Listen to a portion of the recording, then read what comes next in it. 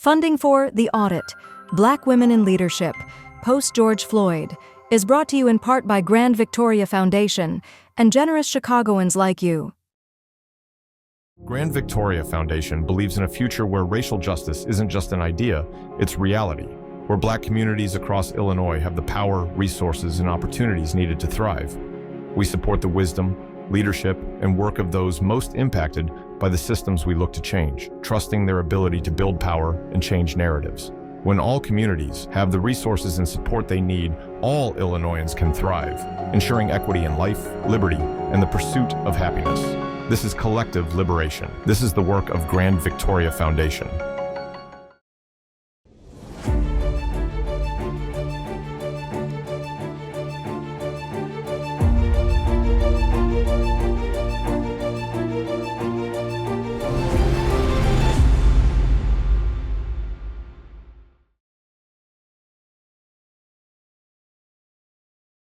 I'm Tracy D. Hall, and this is The Audit. Chapter 1, Tragedy Creates Opportunity. In the wake of the murder of George Floyd at the hands of police, a murder documented by the cell phones of shocked bystanders and replayed incessantly by the national and international media, companies and organizations desperate to demonstrate their commitment to racial justice and racial healing to a global public demanding accountability seem to jump at the opportunity to place Black women leaders into executive level positions, often for the first time, and as some would argue, without an actual plan or real commitment to support their success in these roles. The results, unsurprisingly, reflected this lack of forethought and ultimately placed the responsibility for success or failure on the shoulders of the new Black female leaders called in to fix old systemic problems.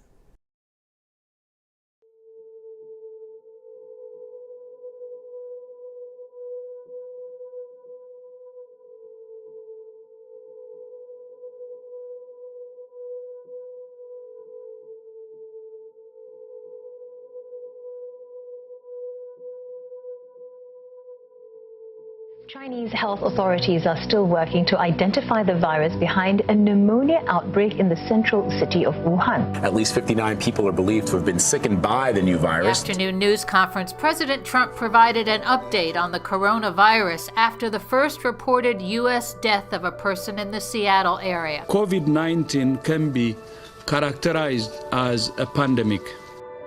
I think if we go back to 2020, I think we can remember kind of the time period, right? Pandemic had hit. Country itself, I think, was scared about the future, not knowing what was going to happen. People were locked in their homes.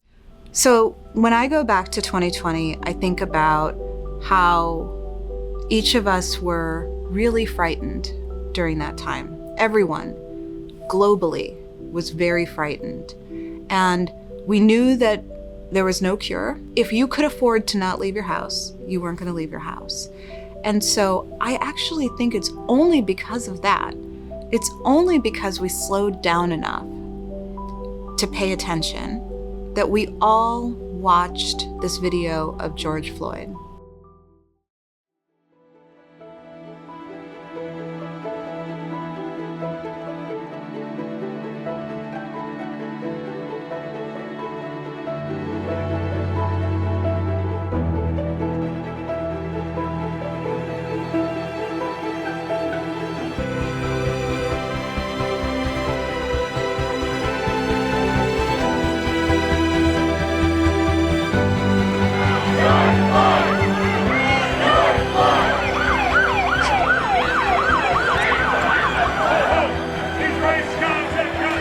Police here now firing tear gas into the crowd.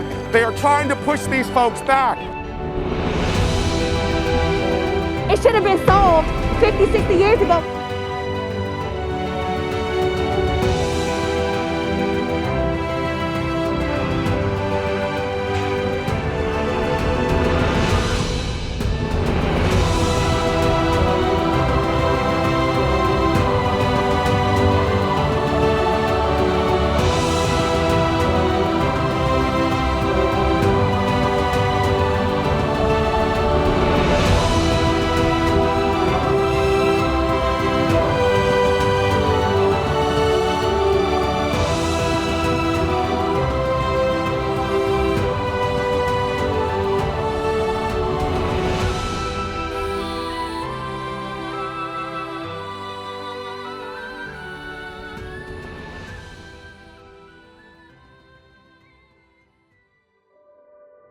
For a brief moment in 2020, much of corporate America united around a common goal: to address the stark racial imbalances in their workplaces. George Floyd's death triggered widespread protests, which resulted in a rush of corporate pledges, primarily to hire, promote, and engage more Black individuals. Honestly, there's so many names before George Floyd. There's so many incidences of this happening, but it's because we were so aware of our own mortality. And when we watched that it was a clear violation of this man who said he couldn't breathe and another man sitting on his neck, we watched a modern day lynching happen, that it created a emotive reaction. And I believe that emotive reaction was genuine, that people really were aghast and wanted to leverage what they understood about equity being different, that it wasn't gestural. It wasn't, hey, let's include one person that's different. Or, hey, let's try to have trainings about how to not say the thing that might hurt somebody's feelings. But it went to like, what does ownership mean? What does agency mean?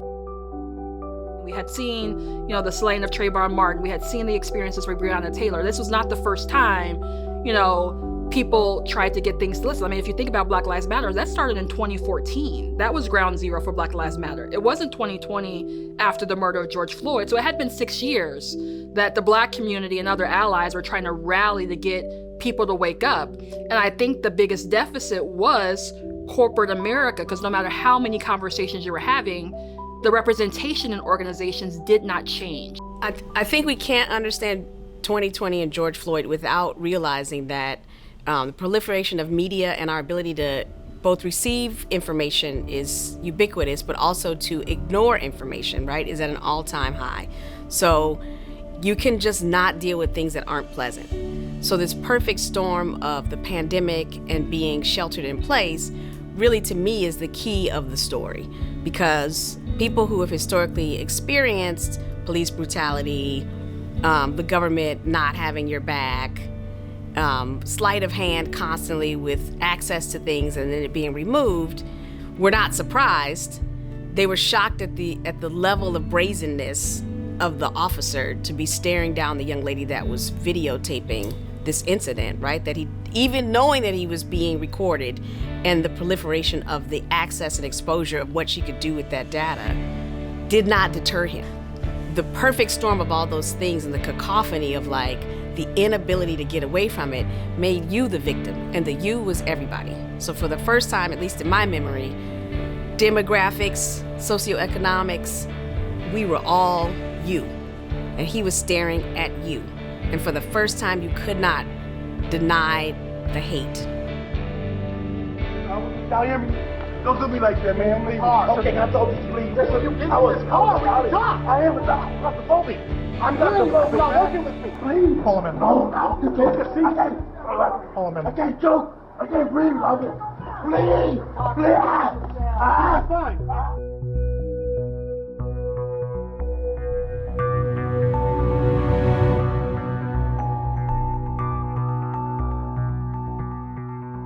How I saw the moment in 2020 after Mr. Floyd's murder is it was actually almost an explicit acknowledgement of anti-Blackness. It almost felt, right? It's like we are making these commitments because of what we saw happen to a Black person.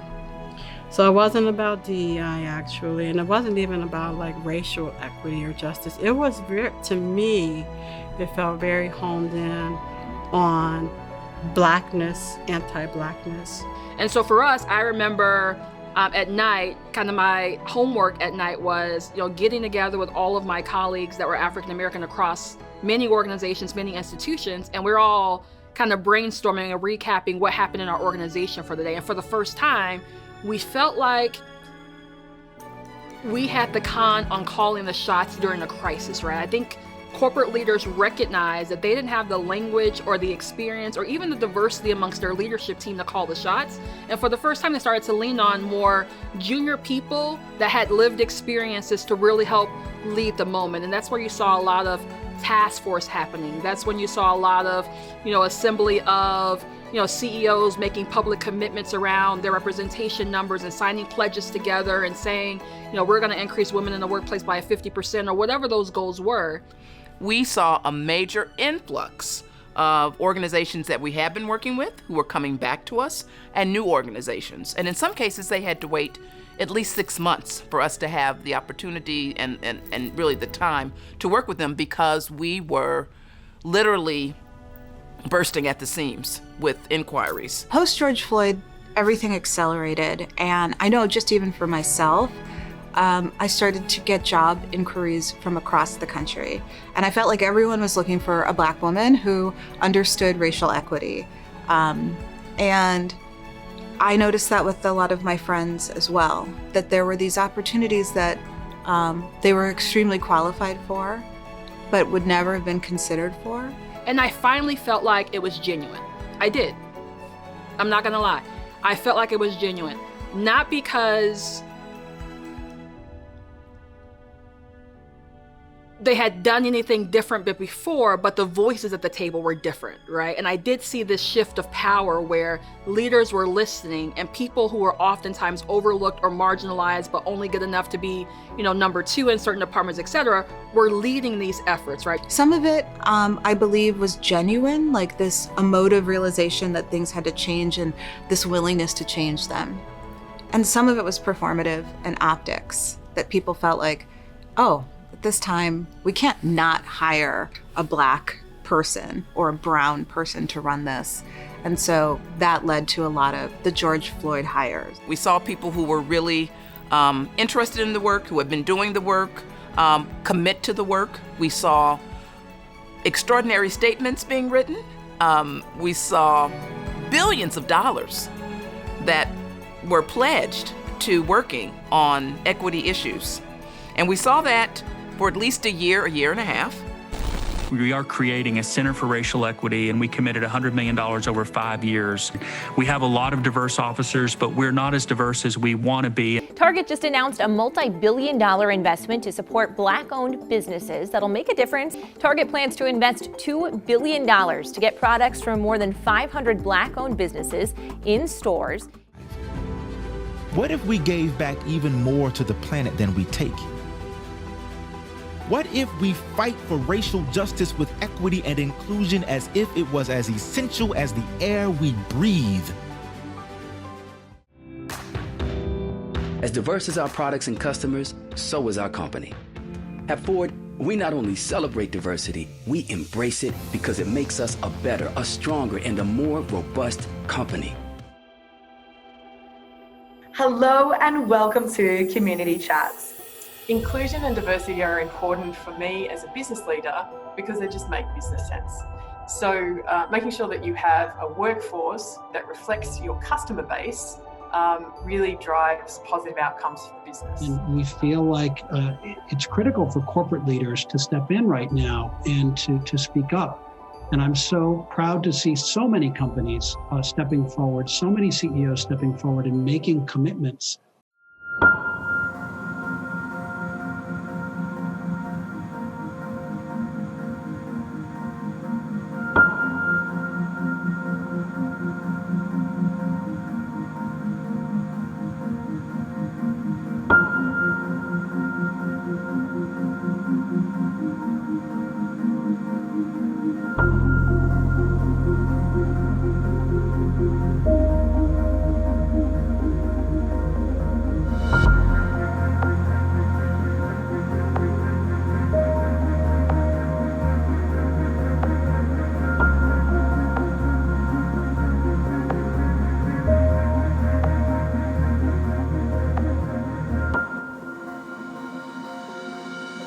I think this false belief that persists, that it's hard to find those investment opportunities out there. How did you find these organizations? How did you decide who you guys were going to partner with? You really hit it on the head. This myth that we have a pipeline problem, that there are not incredible Black female entrepreneurs and companies and organizations that are targeting these issues, it's just plain wrong.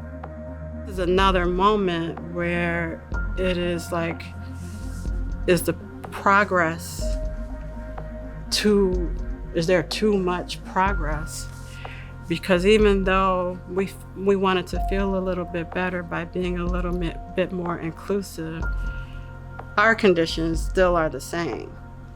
Equity demands sharing.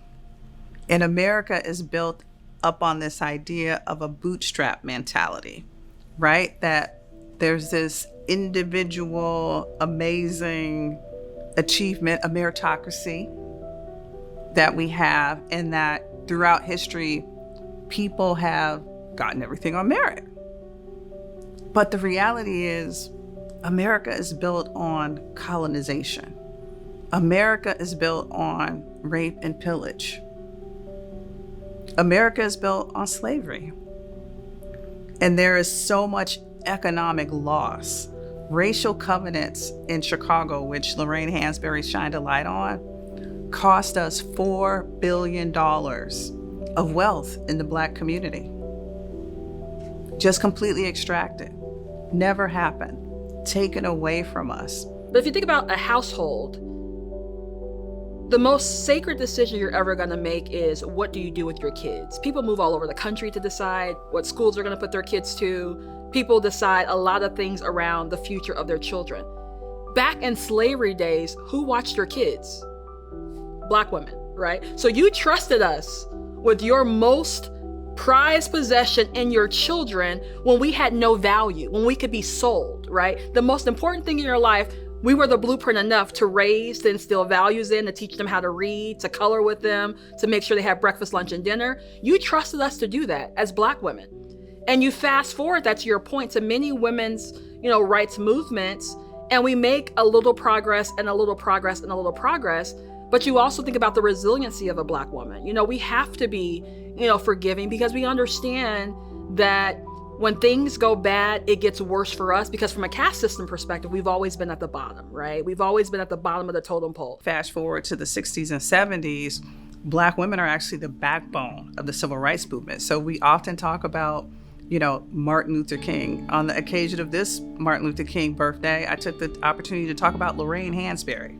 Her play, Raisin in the Sun, was a watershed moment because it shined a light on economic segregation in the North while we still battled against Jim Crow in the South. Lorraine Hansberry would inspire Martin Luther King. Before his first I Have a Dream speech, his first iteration of that speech was written on the heels of the premiere of Raisin in the Sun. So he adored Lorraine Hansberry. It would be Ella Jo Baker, who mobilized young people to do sit-ins at lunch counters in the civil rights movement. Her and Dr. King were always at odds because the men were always out front to lead, but it was the women who organized the March on Washington. It would be the women who mobilized people at the lunch counters. Ella Jo Baker, in fact, trained YWCA women. At one point, we had chapters on college campuses. There was a math club, there was a YWCA club, and Ella Jo Baker would train those women, and they would travel down to the South to be a part of the movement. The Civil Rights Act of 1964 was a watershed moment, not just for Black people and people of color, but for women. Women rolled the coattails of that civil rights movement and that act, and it protected not just Black people, but people of color, people with different abilities, protection against gender discrimination. It protected so many people.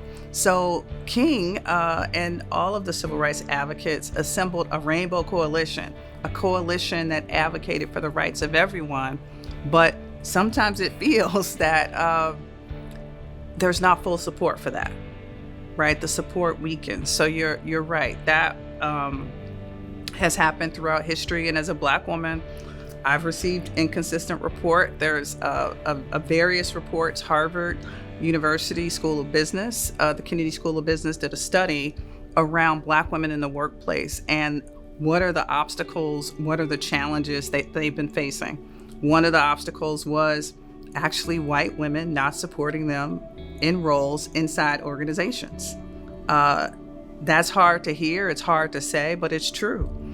Right now, I would say white women are voting in their enlightened self-interest, right? So that is why you see like different or greater percentages of them or significant critical masses of them voting on the right versus like what that looked like in support for a candidate like Kamala Harris, where you would think these are the moments where there would be the greatest solidarity because of the broadness of the threats to women overall. But the part of the enlightened self-interest is the interest in the whiteness part of white women, right? And if there is so much of what folks see in terms of what it is that they want to see that's great again, right, that has to do with the whiteness part, then it makes that connection, that solidarity precarious. I want families to win. I know what my ancestors did.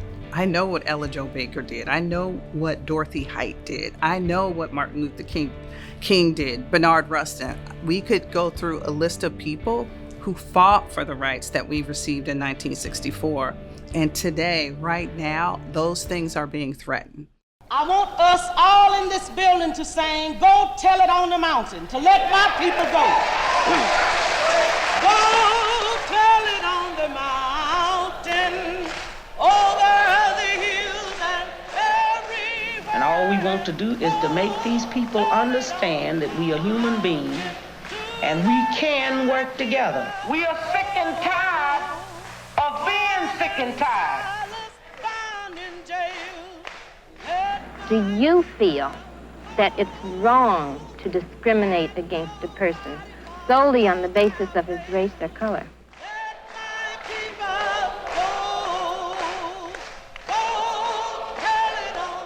Racism was so overwhelming that where I was didn't seem to make that much difference.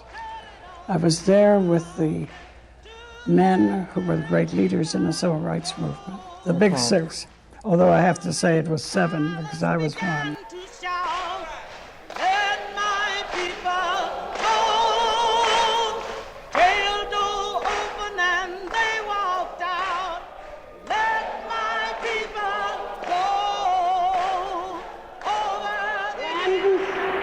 Brothers and sisters in the struggle for human dignity and freedom, I am here to represent the struggle that has gone on for 300 or more years, a struggle to be recognized as citizens in a country in which we were born.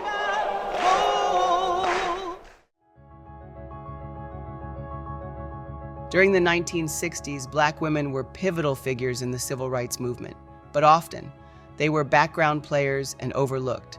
History will tell us that Black women have always been there, laying the groundwork, organizing, and speaking out. This was crucial work that led to legislative victories such as the Civil Rights Act of 1964 and the Voting Rights Act of 1965. As the 1960s came to a close, the 1970s pushed women's rights into the spotlight. The women's liberation movement was demanding gender justice. Well, the main demand, of course, is equal rights. Equal rights to have a job, to have respect, to not be viewed as a piece of meat. Equal rights to set forth our own humanity. Equal rights to get into graduate programs, to get into schools, to training programs. Unfortunately, Black women have not been consistently welcomed into women's rights movements with open arms. Dating back to the women's suffrage movement in the 19th century, this history of exclusion is clear. Many Black women were hesitant to identify as feminists because early feminist movements were largely led by white women who ignored racism. This made room for a movement called Black feminism. Black feminism recognized that Black women faced unique struggles that white feminists didn't acknowledge. From this movement came the National Black Feminist Organization, NBFO, and later the Combahee River Collective. And the interesting thing about that is that we never expected to get the response that we did. We knew there were black feminists out there, but we'd been so beaten down kind of by the media image of it that we believed, well, if there were black feminists out there, it was probably maybe one in every state at best. And the next day we received over 200 calls from black women around the country saying, where have you been? Black women have questioned feminism because of our recognition that race is always a factor. So there's been a calling attention to racism within the women's movement, particularly the racism of privileged class women. For example, early on a major thesis of feminism was women need to get out into the workforce. Right. Well, masses of black women were already into the workforce and weren't liberated. The Combahee River Collective statement boldly declared that their liberation would not come through mainstream feminism or traditional civil rights activism. Instead, they articulated an intersectional approach. Women of color have transformed the very nature of feminism. And the hallmark of feminism today is what we call intersectionality. To think these ideas together, to think race and class and gender and sexuality not separately, but together. Black feminists didn't just theorize change, they organized. They built coalitions, led grassroots movements, and created spaces for black women's voices. For those of us who were imprinted with fear like a faint line in the center of our foreheads, learning to be afraid with our mother's milk, for by this weapon, this illusion of some safety to be found, the heavy-footed hoped to silence us. For all of us, this instant and this triumph, we were never meant to survive. Most resistance does not come from the guy on the corner or the guy shooting pool or even the black guy. You know, in the civil rights organization, the person that seems most threatened by the feminist movement is your socially upward mobile, college-educated white man who has so much to lose by everybody getting together. As we move back to post-2020 world, another movement is underway, a push to collectively hire more diverse workers. But is America ready for this type of change?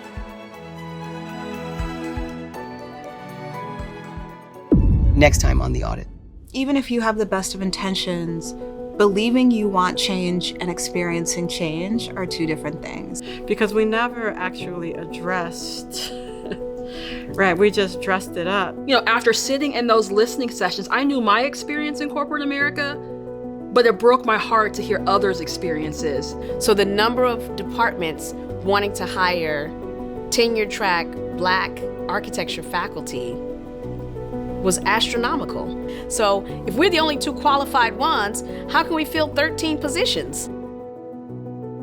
The big pushback.